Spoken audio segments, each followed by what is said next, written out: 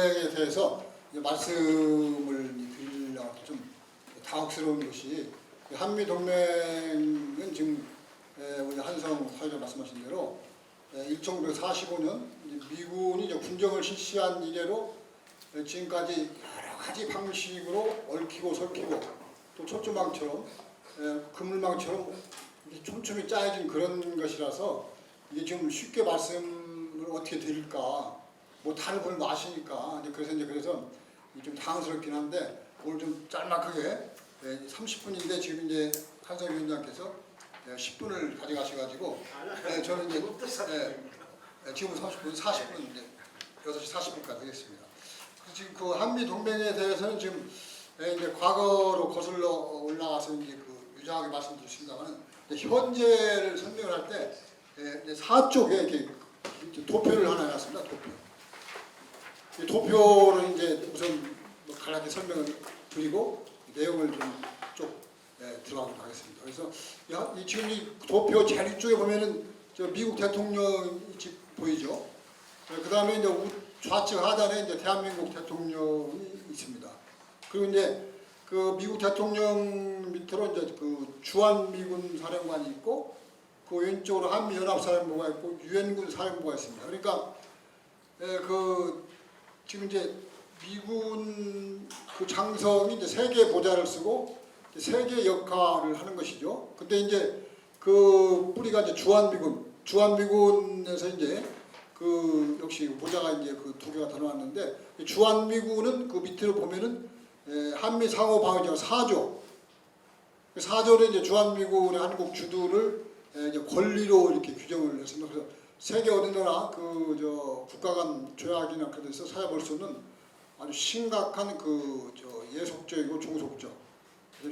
심하게 되면 이제 군사 식민지적 그런 이제 그 관계가 한미 상호 방위条 4조에 의해서 이제 미국에 이제 그 주어진 것이죠. 그래서 한미 상호 방위条 4조는 주한미군의 특권적 주의, 그러니까 그 우리 외교관들이 누리기는 그 말 면책 특권 뭐 그런 모든 것을 누리는 아주 특수한 위치에 있습니다. 그리고 주한미군 기지는 우리 한국 공권력에 미치지 못하죠. 그래서 이제 한미 상호 방위 조약 이렇게 굉장한 조약인데 거기에서 파생된 것이 소파 주둔군 주의 협정. 그것은 이제 미군의 이제 그 기지하고 시설을 우리 한국 정부가 이제 돈으로 제공하는 것인데, 그것이 주한미군의 한국 주둔이 그 권리로 되다 보니까 평택 미군 기지는 지금 세계 최대 기지가 된 것으로 지금 나타났죠. 그다음에 이제 군산 그 미 공군 기지가 있는데 그 새만금 그 저 개발과 관련해서 거기다 이제 국제 공항을 세우려고 그러는데 주한미군 반대를 했죠.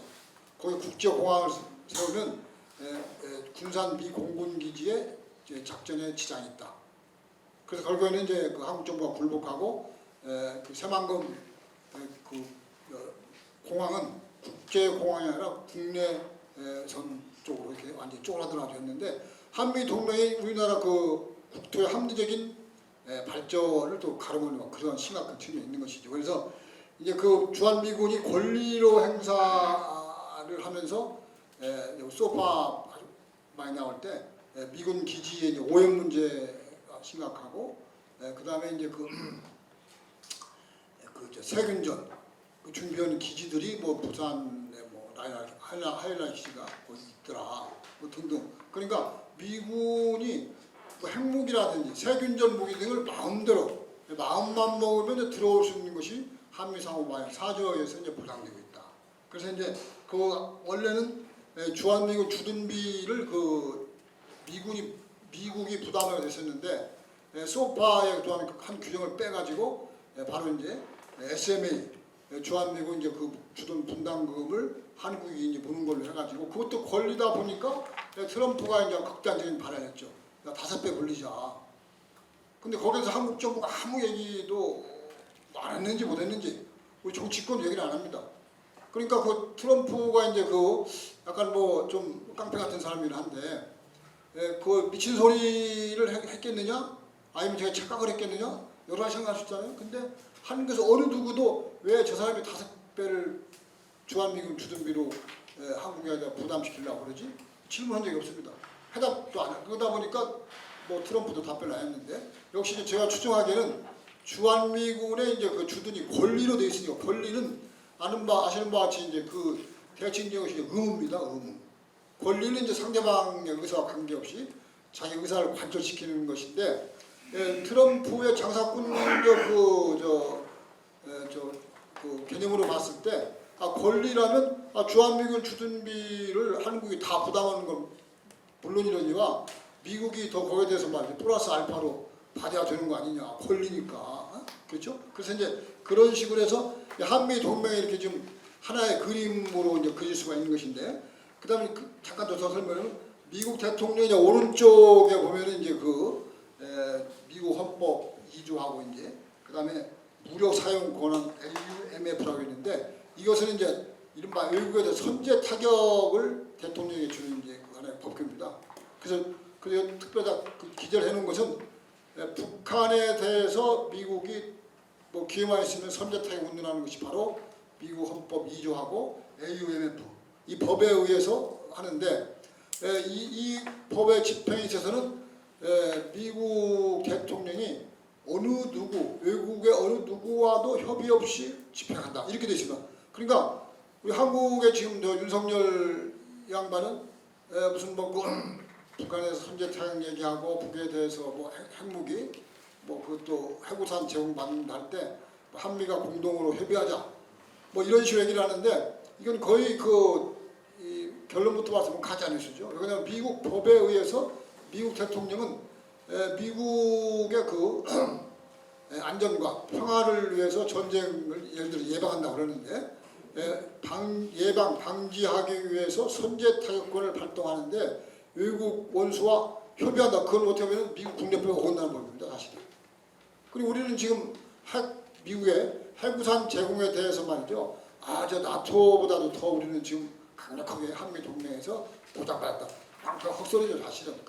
나토도 현재 미국과 핵과 관련해서 합의한 걸 보면은 역시 최종적으로 나토의 미군 기지에 배치한 핵무기의 관리와 사용 권한은 미국 대통령이 되게 됐습니다.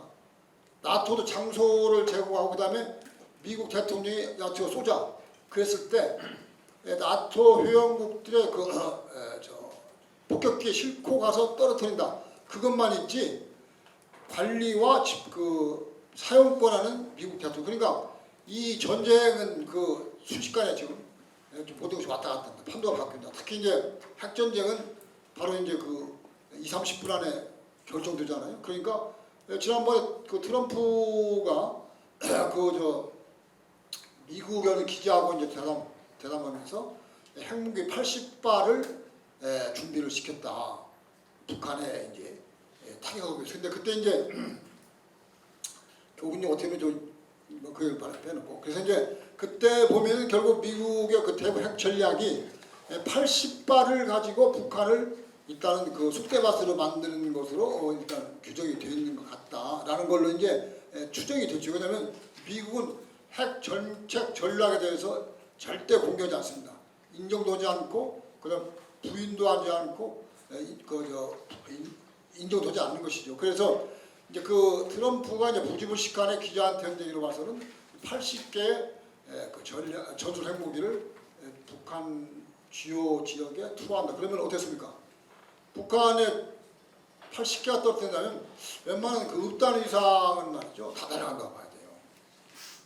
그러니까 지금 윤석열하고 이제 미국하고 해서 이제 핵 관련해서는 언제든지 북한을 괴멸시키겠다. 북한이 핵사행 번지하는 북한 정권은 괴멸이다.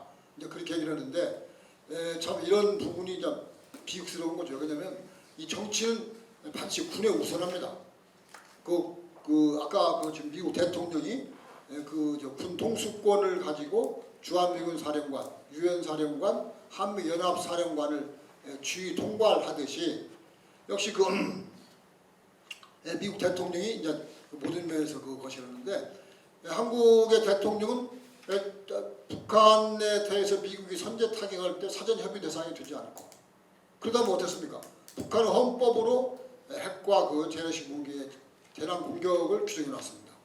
그러니까 그 북한에 대해서 미국의 선제 타격이 가해질 경우에는 북에서는 자동적으로 이제 남한에 대한 공격이 시작되는데 그럼 결과가 어떻게 될까요?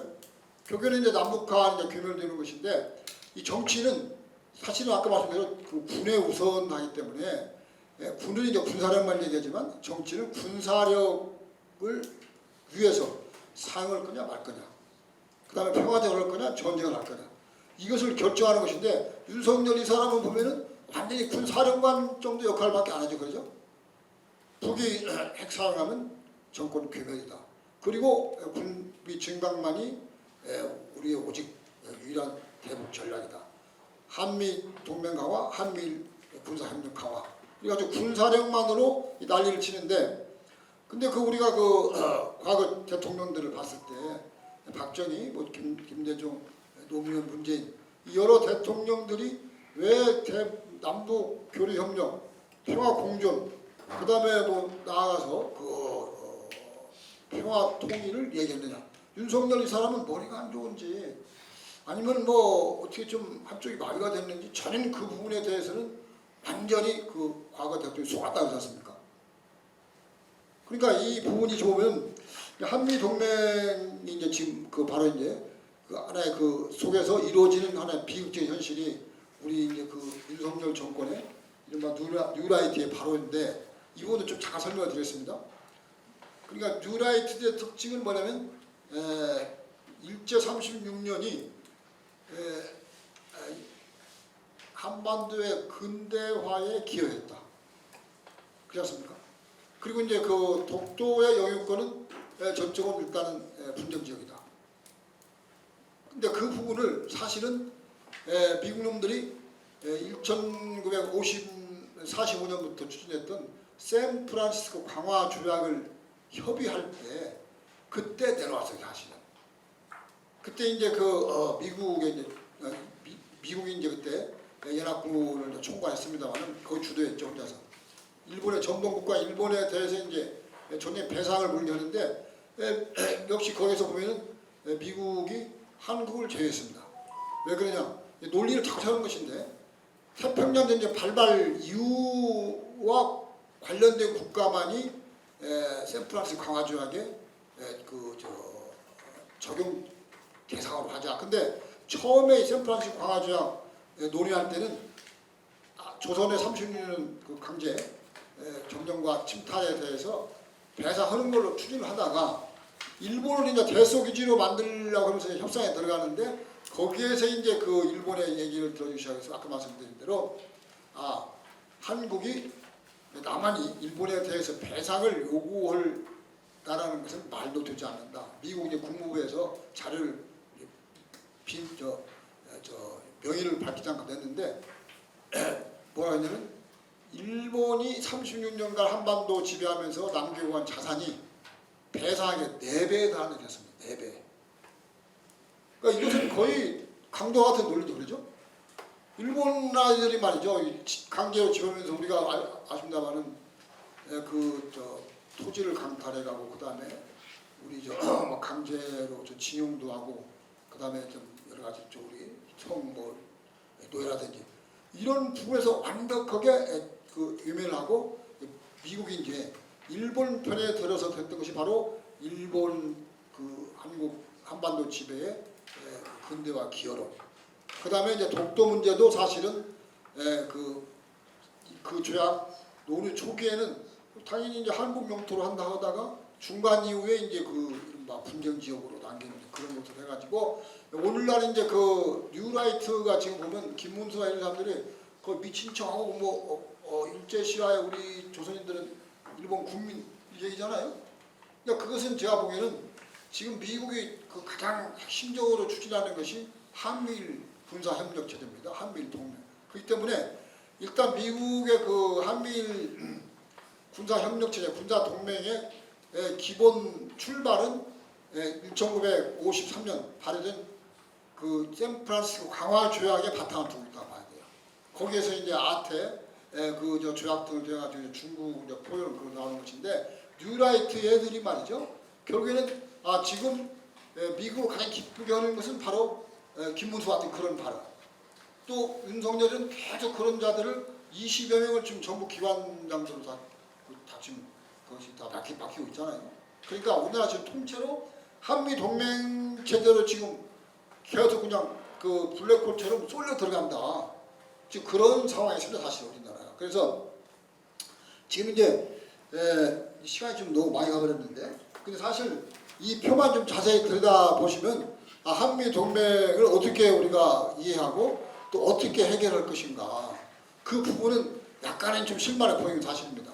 그러니까 이제 그 한미 동맹이 한미 상호 방위주의, 그다음 아까 말씀드린 대로 미군이 말이죠 3개 사령관 모자를 쓰고 일단 딱 한반도를 장악하고 있는 것은 어떻게 보면은 그 평화 통일, 남북의 평화 교류 협력을 받는 세계의 이제 쇠뭉둥이다, 저런 게 쇠뭉둥이.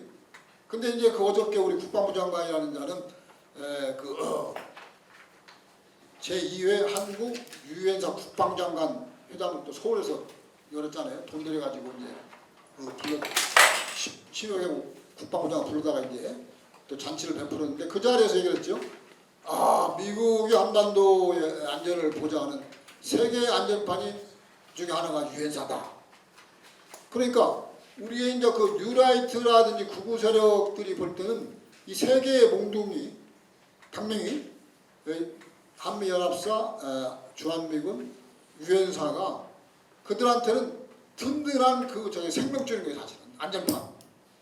그렇죠? 근데 이제 그 부분이 지금 현재 아까 우리 한반도 핵전쟁 가능성 말씀드렸듯이 한미 동맹이 이제 진행되다 보니까 오늘날에는 드디어 한반도가 이제 지구촌 핵전쟁 발생 지역이 가장 높은 지역으로 전 세계에 각인됐죠.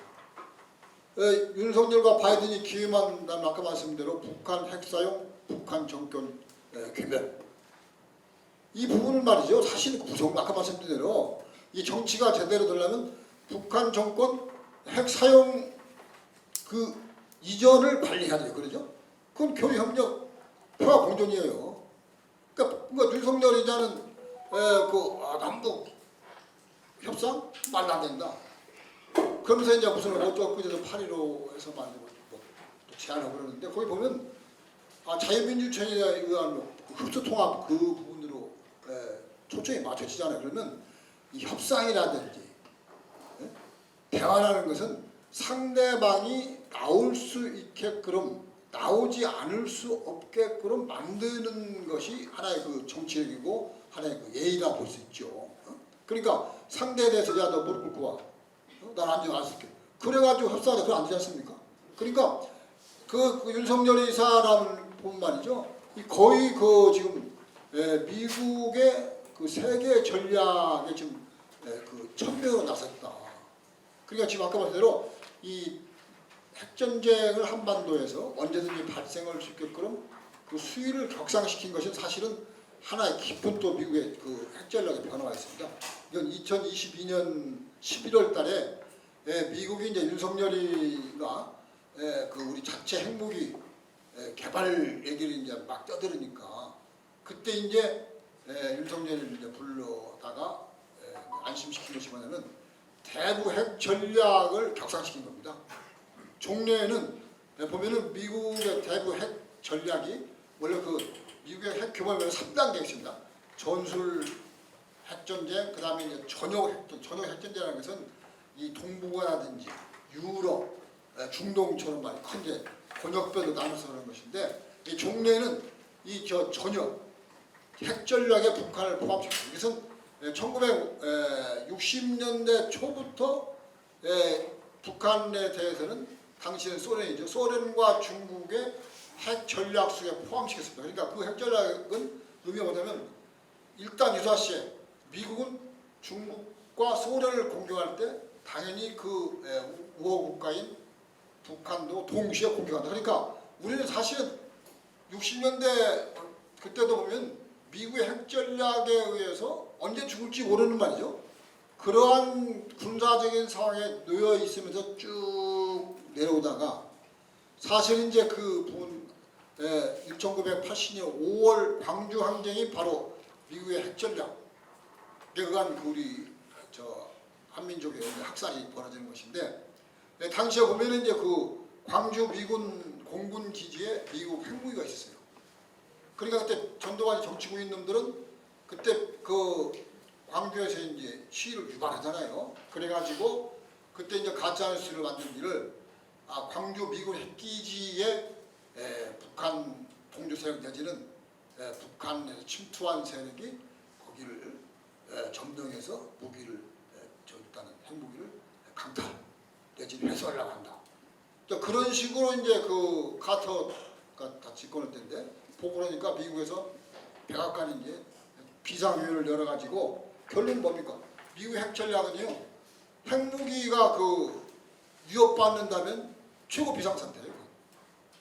그러니까 전두환의 공작 정치에 이제 어떻게 보면 미국도 넘어가고 같이 그 보조를 맞추고, 물론 미국도 봤을 때 긴가민가 상태에서는 핵무기의 안전을 보장하는 일단 최상의 선택은 일단 시민군을 제거하는 거겠죠, 그렇죠?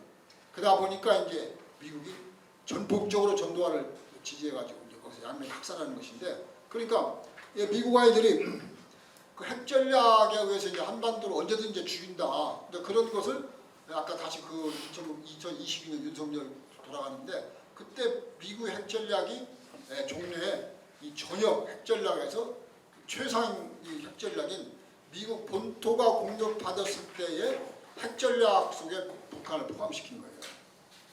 그러다 보니까 그 뒤로 여러분들 아시는 바와 같이 미국의 전략 자산, 전략 폭격기, 그 다음에 그 무슨 뭐 핵 잠수함, 그 다음에 이제 그 항공모함이 계속 오잖아요. 뭐 요새도 가고 오잖아요. 전에는 안 왔어요. 그러니까 미국의 이제 핵 교범은 바로 최상의 핵 전략으로 지정을 했을 때는 전략 자산이 동원됩니다. 근데 단지 이제 ICBM 전략 대륙 핵 탄도 미사일은 미국이 북에 대해서는 견적 안 해요. 왜 그러냐면 그 발사했을 경우에 중국과 러시아의 그 영공을 지나기 때문에 자칫 북한을 공격하다가 중국, 러시아와 충돌할 수 있다 해가지고 그건 제외가 되어 있습니다. 그래서 2022년 11월 달에 바로 북한을 최고 핵전략 대상 지역으로 업그레이드하면서 사실은 북에서 엄청난 이제 반발이 나오기 시작한 것이 바로 남에 대해서 이 국가를 평화통일 대상이 아니다. 그러니까 그때 이제 보면은 김정은 여동생이 나와가지고 방송에 나왔습니다. 그대로 얘기하면 남도선에서는 뭐 진보나 보수나 정권을 잡으면 다 똑같더라.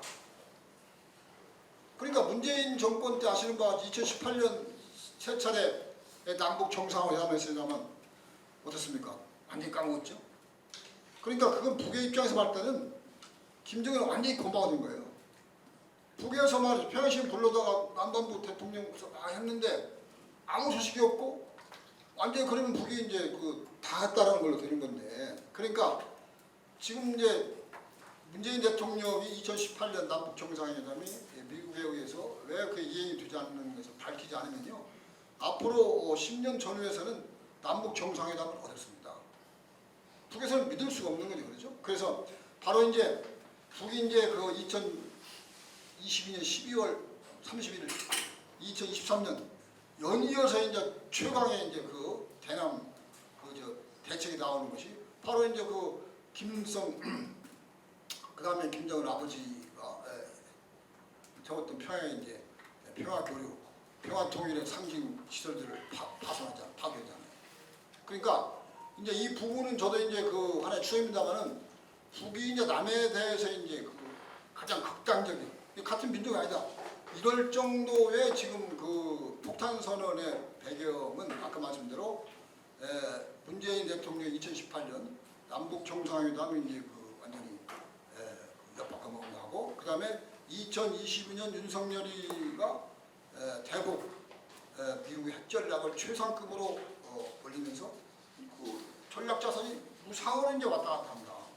그러니까 이 전략 자산이 올 수 있는 것도 그 한미 상호방위자 4조에 일단 또 고쳐진 겁니다. 미국에서는 그런 전략 자산이 자국에 들어오는 곳에서는 엄청 경쟁을 해요. 그러니까 이제 필리핀이라든지 영국, 일본 이런 나라들을 볼 때는 미국이 이제 그 대량 살상 무기를 탑재한 그 전함 비행기가 들어올 때는 사전에 엄청난 그 긴급 협의상이 돼요. 왜냐하면 그것이 오다가 사고가 어떻습니까? 그 완전 핵폭발 사고 나는 거예요. 그러니까 그 부분에 대해서 그 미국은 굉장히 그 부분에서 이제 그 꺼다를 쓰는데 한국은 한미 상호방위 사조가 있기 때문에 무상으로 들어옵니다. 그렇죠? 언제든지 들어오고. 그리고 이제 한 가지 더 말씀을 드리면 미국의 이제 대통령의 선제 타격권은 사실은 미 의회의 견제를 받아요. 그래서 미국의 일방에서는 대통령의 선제 타격권을 박탈하자. 근데 이제 대통령이 당시 보면 이제 그걸 저지르는데, 근데 일단 조건이 있죠. 미 대통령의 선제 타격이 미 의회의 이제 사후에 동의를 받아야 되고, 또 거기에 따른 예산 심의를 받게 되기 때문에 미 대통령이 선제 타격을 하는 경우에는 거기다 근거 자료를 내야 됩니다. 근데 북한에 대해서는 지금 한미 상호방위 4조에서 무상으로 미국의 정찰기가 그냥 우리 휴전선까지 뜨고 또 동해서에 떠가지고 언제든지 북한에 대해서 이제 정찰하고 이제 탐지를 하기 때문에 미국 대통령은 언제든지 북에 대해서 선제 타격을 하고 그 다음에 그 준비 자료를 제출할 수 있는 그 근거를 항시 확보할 수 있는 거예요. 그러니까 선제 타격 근거 자료라는 걸 아시는 바와 같이 그건 뭐 그냥 엿장사 마음대로 많이 쓴 겁니다. 그냥 검증이 불가능하기 때문에. 그래서 한미 상호 방위 조약이 얼마나 지금 심각한 상황으로 가고 있는 것인가. 그래서 이 부분을 어떻게 할 것인가. 여기서 이제 5분만에 빨리 말씀드려야 되는데. 그러니까 우리가 이 부분에서 고민할 때 미국과 군사적인 협약이라든지 조약을 맺고 있는 외국을 살피면 됩니다, 사실. 그러니까 필리핀이 이제 아시아에서 이제 보면은 우리처럼 필리핀 미군 상호 방위조약을 맺었다가 90년대 초에인가 파기를 하고 지금 이제 협정으로 있는데 그 내용이 이렇습니다. 필리핀과 미국 간의 군사적인 협력은 1. 미군이 필리핀에 들어올 때는 반드시 필리핀 군 기지에 국한한다. 우리 어떻습니까? 평택에도 세계 최대로 짓고 국내에 막 100여 군데 막 자기들 만들어 고용시키는데 아무도 공권력 항공이 들어갈 수 없잖아요. 그러니까 필리핀이 그렇게 하고 그다음에 단 필리핀 기지 위의 경우에는 주민들의 동의를 받는다.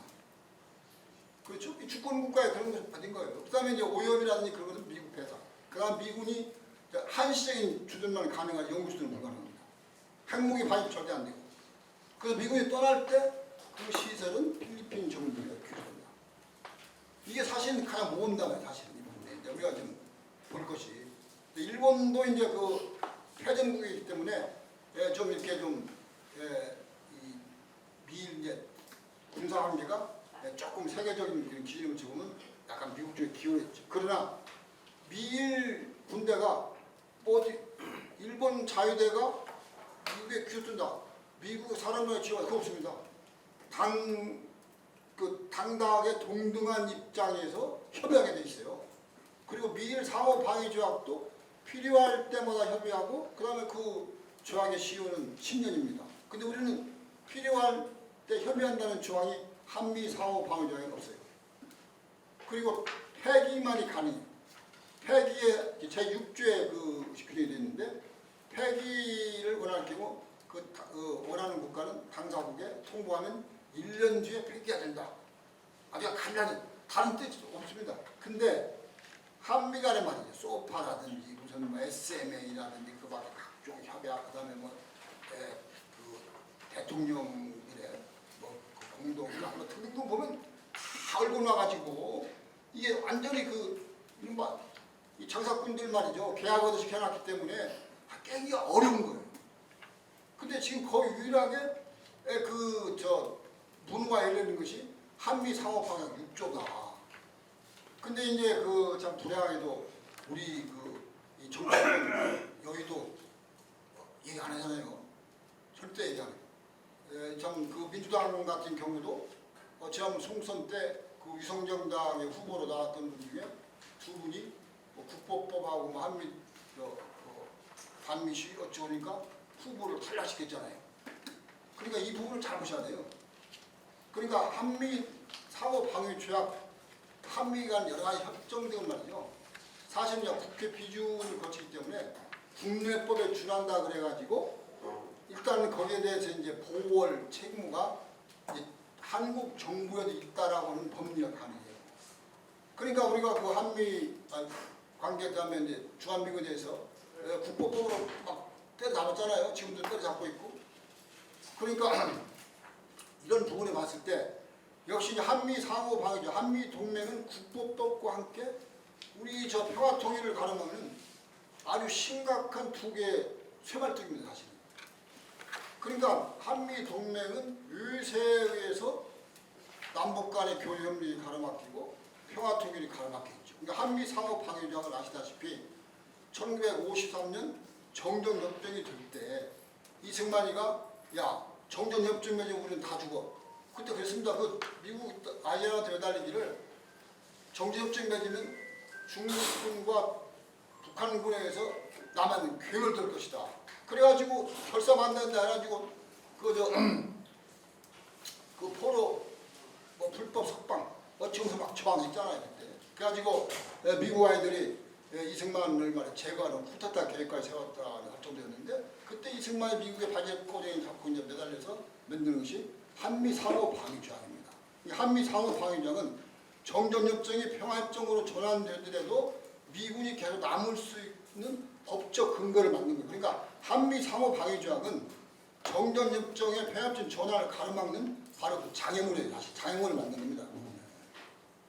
그러니까 지금 아까 말씀대로 한미 동맹은 유세에 의해서 우리 한반도의 좀 남북 간의 평화 공존, 평화 통일을 가로막는 새마을등 1번이죠. 국가법은 너무 잘 하시잖아요. 국가법은 북한 전체를 말이죠. 반국가단체를 규정하고 그 구성은 모두 100% 다 반국가단체 구성원이잖아요. 그러니까 어린아이부터 작은 뭐 다 남녀노소 다 이게 말이 됩니까 사실? 우리도 1000만 이상 가지고 있다는데. 그러니까 이 법이 거의 미친 법이 사실은 이런 법을 이승만 때 만들었다라는 것 자체부터 하면 이건 거의 뭐 미쳤다고 해도 대단히 심하게 미친 거고 더 심각한 것은 좀 미안 말씀이지만 노무현 대통령 때도 기회가 있었잖아요. 뭐 가면은 칼이다 어쩌고 하면서 그때 그거 하는 그게 뭐냐 이건 범죄예요 사실은. 이 진보는 말이죠. 이 사상의 자유가 없이는 이 존립이 불가능한 건 사실은. 말로는 진보하는데 진보의 출생 자체, 성장 자체를 가로막는 국보법이 문제가 없다. 사상의 자유와 표현의 자유를 제약하는 국보법이 그것을 위반한 것은 역사에 큰 죄를 진 겁니다. 그 다음에 문재인 정부 때 2021년이죠. 11월달 대선이 한참 진행된다 해가지고 그때 다 되었지만 국보법에 말이죠. 국회 청원 10만 명 해가지고 제출했습니다. 그때 어떻게 했어요? 이분 출범입니다. 국보법을 말이죠. 여야가 근데 민주당과 한나라당인 것 같은데 지금 대선 임박했으니까 대선 끝난 다음에 저 20대 국회 마지막 회기 그러니까 금년도 4월 달에 다루자 합의하고 덮어놨어요. 어떻습니까? 총선 끝나고 지금 뭐 완전히 지금 여야 지금 뭐 죽기 살기 난리 치고입니다만은 물론 뭐 심각하죠. 윤석열 정부가 너무 심각해서 당장 저건 뭐 탄핵이 되는 것이 이제 국가와 민족에 도움이 되는데 그렇다 하더라도 이 거대 담론 한반도의 전쟁과 평화 4월 달에 얼마나 우리의 전쟁 위기가 높았어요. 어느 정당도 얘기한 정당이 없어요. 국민에 대해서 그 전쟁 위험, 전쟁법 방지, 남북 평화, 국보 물론이고 그러니까 우리 그 정치권은 말이죠. 여의도 정치권은 완벽하게 정신 착란 내지는 정신 도착 내지는 미쳤다고 볼 수 없죠. 그 정권만 난리치는 거예요. 그죠? 솔직히 여야 싸움이 봤을 때 지금도 보면은 민주당은 윤석열 물러나고 그래 저건 잡아야 되겠다 그러는데 그 비전이 뭐예요? 정강 정책이 국민의힘이나 민주당 비슷한 거예요. 간판만 다릅니다. 그리고 이제 그 미안합니다만 정의당이 공중 분했습니다만은 남북관계라든지 뭐 국보 이런 부분에서는 완전히 담을 쌓고 젠더니 막 이러다 보니까 어쩌면 저는 그건 국민적 심판을 받았다 생각을 해요. 사실은 대표적으로. 그러니까 뭐 우리가 선거 후에도 여론조사를 보면은 야 선거의 표심에 영향을 미친 것이 남북 간의 전쟁 위기나 뭐 그런 한미 동맹 뭐 한미일 무슨 뭐 이런 묻지마 뭐 몰입 그런 것이 영향을 미쳤냐라는 문항이 없어요. 묻지도 않는 거예요.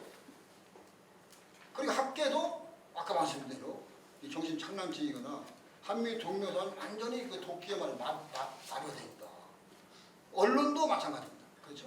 그러니까 최근에 이제 이거 1분 안에 끝내는데 엊그제 이제 저 바이든이 얘기를 우리가 저 대북 핵 정책에 대해서 한마디 했어요. 한마디 아니 했다라는 것을 미국의 뉴욕타임스가 보도했는데 뭐라 했냐면 미국은 북에 대해서 중국과 러시아와 동시에 핵 공격을 할 것이다라는 핵 전략으로 바뀌었다더라. 근데 그것이 2021년에 바뀐 것을 미국한테 몰랐던 모양이죠. 근데 미국 애들 싹 한번 흘리니까 그걸 했는데 그 미국 언론뿐만 아니라 세계 유수 언론이 다 그걸 받았었어요. 대북 핵 전략이 중국, 러시아와 동시에 공격하는 걸로 전환됐다더라. 근데 국내 언론은 말이죠. 한 것도 보도 안 하는 거예요. 한 것도. 이른바 진보를 나오고 또는 뭐 거의 이것은 말이죠. 볼 때는 아까 말했던 아까 그 표현들 그 참 한무대로 다 가야 되는데 그래서 이제 얘기를 마치는데 여기는 지금 한미 동맹이 거의 지금 광란의 지경으로 왔는데 이 중요한 것은 국내에서 완전히 다 모르세요. 남은 나라의 그 일인 것처럼 말이에요. 강건도 불공유하는 아주 기이한 현상이다. 그러니까 한민족 남쪽이 죽거나 살거나 남북한 민족이 전멸 다하거나 말거나 이런 데 대해서 관심이 없다. 그러니까 이 정치, 학계, 언론 물론 시민사회단체 지금 7시 이런 자리가 있습니다만 그래서 이 부분을 어떻게 할 것이냐. 저는 이제 볼 때는 우리가 이제 그 박정희 때부터 이런 통일도 했잖아요. 근데 큰 효과는 없어요. 그래서 어떻게 방법을 좀 바꿔야 되잖아요. 그래서 저는 21세기 그 특징은 우리가 한류와 케이팝 아니겠습니까? 그래서 우리가 한류와 케이팝 속에 분단과 통일의 어떤 주제를 집어내야 된다. 그 세계가 알게 하고 또 국민들이 알게 해야 된다. 그래서 이제 우리도 지금 그런 식으로 좀 방향 전환도 좀 노력도 하면서 그 다음에 이제 중요한 것이 이 정치권과 언론과 학계를 우리가 좀 각성을 시키고 그 의식을 되찾도록 해야 된다. 그런 부분. 그러니까 우리가 좀 이런 세미나 같은 것을 그 정치권, 학계, 언론 이런 부분들하고 이제 공동으로 개최하는 쪽으로 개최